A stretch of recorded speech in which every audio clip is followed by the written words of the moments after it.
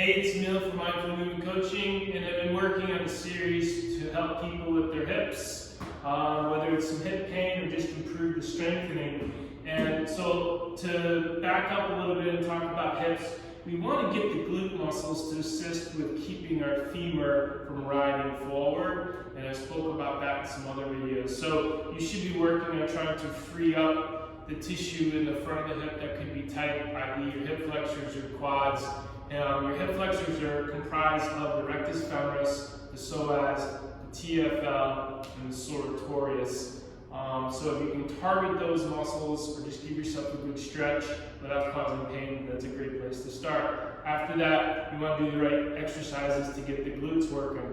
But I also spoke about your posture. So a really good exercise to do is I often will have people do a band pull, where they're pulling on a band, and the band pull activates your core muscles in a reflexive manner, because what's happening is the brain perceives this pull through your torso as you're falling backwards, and the reflexive response is to tighten your abdominals.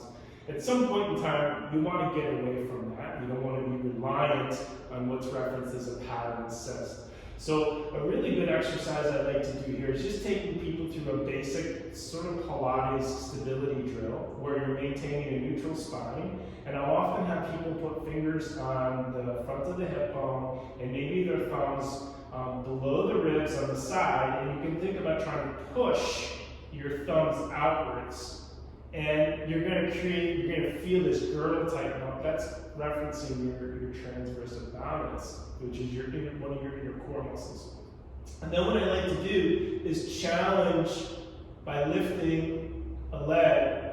And it's not to activate or strengthen your hip flexors, it's to create an unloading on one side of the pelvis. So there's a couple of things that are occurring here. One thing is if I take my foot off, I remove the base of support, my pelvis is going to want to drop to the side. So I want that muscle, that core activation to avoid that from happening. The other thing that happens is when I remove a base of support, the pelvis can also tip forward. And again, I want my transverse abdominis to help with that.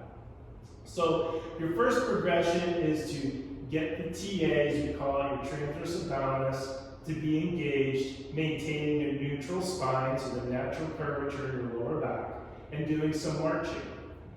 Your next progression could be to have both legs up, and then try not to pull too far forward.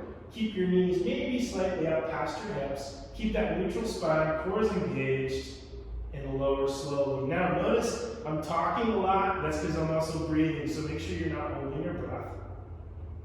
And then your final progression for this sequence could be to just reach out and pull back in. And you can actually, there's even more progressions. You can do both legs at the same time and reach out. This would be much harder. You can tell by the change in my voice as I have to work maintaining appropriate tension. So, think about posture, breath, release the muscles in the front of your hip, strengthen your glute, and then add some core in. If you're having troubles activating your glutes, play around with your program. You may need to do some core work first, and then you might have an easier time integrating your glutes. Too long to try and explain in this video. Anyways, if you have any questions, you can email me at neil@mindmovecoach.com. Good luck.